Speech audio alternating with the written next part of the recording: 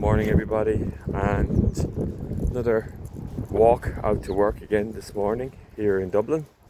My apologies for not putting up too many videos over the last week. Between me not feeling well and the weather being so bad, I decided to just give it a rest for a little while until I was feeling a bit better and the weather had improved. As you can probably hear in the background in this video, it's still a bit breezy here, but at least it's not raining, which is always a good thing.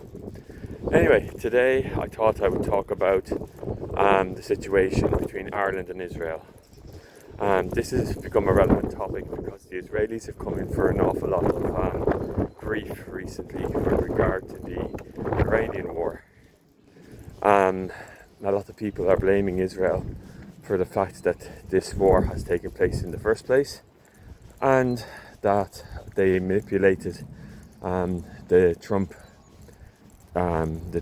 administration into attacking Iran, which has led to the fallout of the blocking of the Straits of Hormuz and the increase in petrol and energy prices, as well as the deaths of countless thousands of people in Iran and your other Arab Gulf states. So Israel and Ireland have a very mixed relationship. When the Gaza war took place 2 years ago, well, over 2 years ago now, and the Irish were one of the first European countries to condemn the attacks on Gaza. This was mainly due to the fact that we relate what's going on with Israel back to our own history, and well, with Israel and Palestine.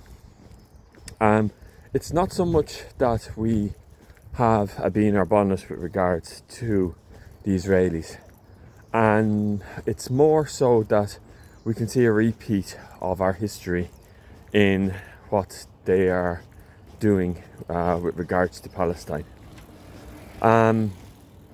The British, when they were in Ireland, at various times during their history here, committed various different atrocities against the Irish native population. And to be quite honest, the Irish themselves fought back vehemently and committed atrocities against British settlers in Ireland. Things like, for example, the penal laws, the Cromwellian invasion, going all the way back to the plantations of Munster, the Desmond plantations, and of course the most famous one, the plantations of Ulster. This has left deep scars in the relationship between Ireland and Britain that run still to today.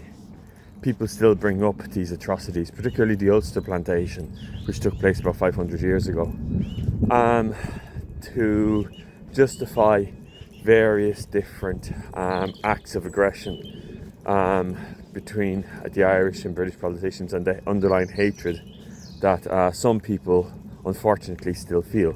Now, thankfully, it's the very small minority who feel that way.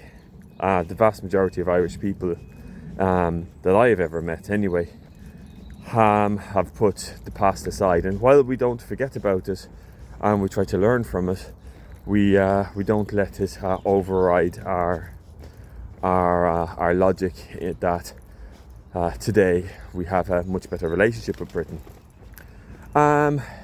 Israel and Palestine, the Israelis are basically doing the same thing and building up the same resentment against themselves as the British did in the past with Ireland. Resentment that will take hundreds of years to pass, if it ever passes. This is like basically short-term so-called gains that will create long-term issues that will go on and on and on and on and on. It isn't to say that a peaceful solution can't come about. Like, there has been peace in Palestine and Israel for a lot of its history. like when it was under the rule of the Ottoman Turks, for example, Jews and Muslims lived relatively peacefully together with very few incidents. Of course, that was an outside body imposing its will on both communities. But the current trajectory with regards to this is just going to build up a whole load of resentment into the future. Now, so Ireland's main position is basically, lads, think about what you're doing, because it's in the long term it might not be a very good idea. Now, just to finish off this video, I'd just like to say that I'm in no way anti-Semitic. I have many friends who are Jewish, and when I talk about this, it's basically just talking about the political situation and the political state of Israel, not the Jewish people, who I quite respect. Right, have a nice day. Bye.